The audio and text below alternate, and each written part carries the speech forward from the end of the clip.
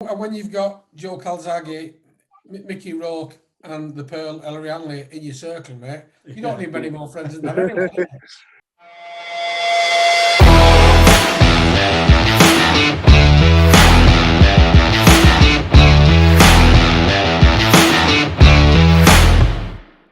So, Keith Mason, a little bit of fun. We're going to ask you about some of the players that you've played with. So I'll put something to you, and you just give me the response with one player that you've played with, either in the NRL or over in Super League. So the first one, which will give you an idea of how this works, the fastest player. Darren Alder. The hardest worker who made the most of their talent. Billy Slater. The laziest trainer. Matt Orford. I'm just thinking top of my head here. They're all coming at you now. The biggest party animal. Luke O'Donnell. The most gifted player. Paul Scofield. The biggest pain in the dressing room. The biggest pain in the dressing room. What does that mean? So, it's probably like either gets in your way or he's like moaning and trying to take you off your focus. Or yeah, I think, I wish you were somewhere else and not in this dressing room before we go out to play. Scotty Moore. Scotty Moore. Yeah. The most overconfident player. Overconfident? What do you mean, in their ability? Yeah. They weren't as good as they thought they were, and in many ways that can be an advantage because there's a lot of players who make a lot more of their ability because they believe they're very, very good, and they do go quite far. So there could be internationals who've been overconfident. I heard that Keith Mason would never sign for Leeds. Well, he didn't. Overconfidence, tricky one, that one. It is, yeah. I knew some Leeds would be difficult. Yeah, I mean, I think a little bit. You can have a pass if you need it. Yeah, tell a pass on that one. We'll come back to that one. Okay. Overachiever. I suppose that's the same question, I guess. Overconfident and overachiever. Similar questions. Who was possibly a good player, but really overachieved based on their ability, possibly due to effort and training and dedication. Or having a good team round them. Yeah? Yeah. I'd have to say maybe Luke Robinson just for his size, you know. I think he overachieved.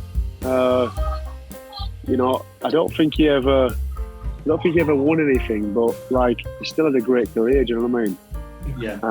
And for the size of him, and just even to play hooker, that's why I admire the little guys. When people say, we're the toughest players, and I'll never say like, all the big enforcers. I'll always say people like Rob Burrow, them little guys who are just like, they're up against it every single week, every single game. And I think him and probably Sean Lunt. Sean Lunt came from Cumbria, got knocked back a few times, and I think he won a Super League title. I think he overachieved, yeah.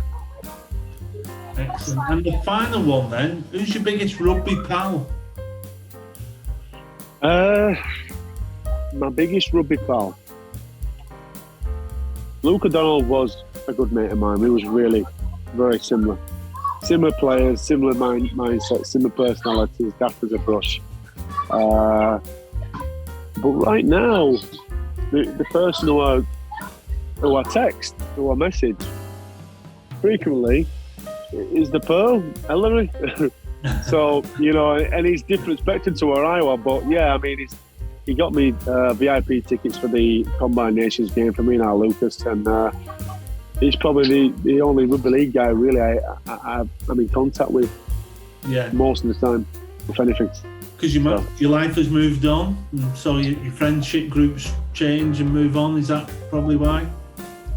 Of course, yeah. But for me, it's like I don't have a massive circle of friends.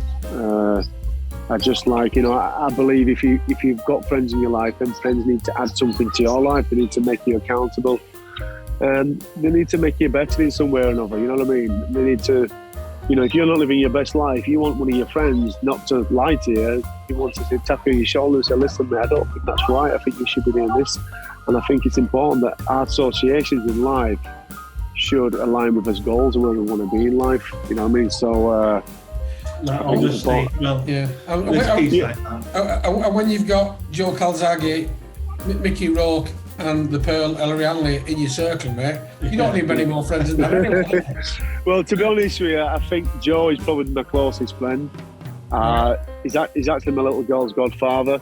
We've been through some tough times together, but you know, the thing is with Joe, we're very open and transparent. We can talk about anything, and it's mainly about life. If he's struggling, he'd tell me, look, I'm having a tough time, and if one of the best fighters in British history can say that, then there's no reason why I can't. And I think sometimes in life, you know, especially men, go through tough times, keep it inside, internalize it, end up doing bad things, and end up, you know, ultimately sometimes killing themselves, which is awful.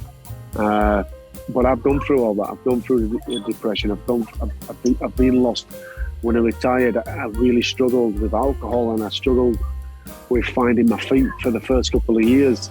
You know, I lost houses, and you know, I was pretty much penniless. And then I met this lady called Riona, who I helped walk again, and got myself back on my feet, and stopped drinking, and became focused and clean. And like I said, you know, to achieve in life, you need to make sacrifices. But I always say this: you're always one step away from the gutter. No matter where you are in life, no matter how high you are in life, you have this temptation everywhere. And I think it's true. We're always one step away from gutter, and that's what keeps me hungry. Because I know I could slip. But when I've got kids to look after, and I've got, you know, my mum, who's been a massive influence on my life as well. She's been a rock. She brought five kids up on her own, basically. She's only 5 foot, by the way. But I think as you get older, I think taking care of your family and having the right people around you, you know, not wasting, you know, I've wasted a lot of time on people, trying to help them, trying to give them advice. And you guys have been the same. You know, them type of people where they just suck all the life out of you, you want to help them, but they'll never help themselves. And I think when you get older, especially me being 40 now, you just want to make every single day count. You want to have good people around you. You want to live a good life, but you know, you've got to make sacrifices, and I think that's what life's all about, is making sacrifices. And yeah, sorry, Dave, but that what you just said there, Keith, it's so true. I mean, I did a little documentary for a homeless charity called Teardrops, and I was interviewing one of the volunteers, and it was the cook, Audrey her name was, lovely lady, and I asked her what brought her to it, and she said, like, she just seen, you know, how much of a difference it made for them, what she did, and what she did was only a small part of it. But she said, we're all one step away from our own situation, and it helped keep her focused, and that keeping her focused helps keep them focused and on track. So it was like a gift that kept on giving. I like that what you said there, mate. You're spot on. You're absolutely right. I was just going to say, what you've pointed to there is it's okay to be vulnerable, and it's okay to share that you're vulnerable. We all are. It doesn't matter how big you are, how high up you are, how much you're struggling. It's okay to be vulnerable. And you mentioned right at the start of the episode how you valued honesty, and that's really come through all throughout the time we've been chatting. And we really appreciate your honesty, and hope you've enjoyed the chat with us, Keith. Can I say one more thing? There's another thing as well, right? We stop helping ourselves when we stop helping other people. Yeah. What that means is that we're all here to help each other up, right? So when you go through tough times, you come from the other end, you become a stronger person because you didn't give in. And then there's somebody out there who's going through what you've been through, and you're going to be able to pick them up and help them. So anybody out there listening right now, there's people out there you don't know, there's people out there you do know who's not opening up about anything, and they need your help. So sometimes just be a little bit compassionate, be a little bit emphatic, and ask one of your mates, is he doing okay? Because I tell you now, they probably aren't. And there's more of us in a hole than you think. through the economy right now, and all the the prices going up, the fuel prices going up, people are struggling to live. The war going on in Ukraine. Life is people. Listen, us British people are tough. We're tough. We have to be tough. We're working class people. But there's so many people in dark places at the minute, and I love supporting my son. I love going to charities and raising money. I love. I'm helping this little boy called Daniel Green who's got mitochondrial disease. He started watching my TikToks about 2 years ago, and he had this big smile on his face. And the kid, look, he ain't got long to live. He's got a couple of years left to live. I've managed to get him a platform for the back garden. He has a hydrotherapy pool, which is, I think it's about 17 foot long. And I got him some decking. I got it all for free on LinkedIn.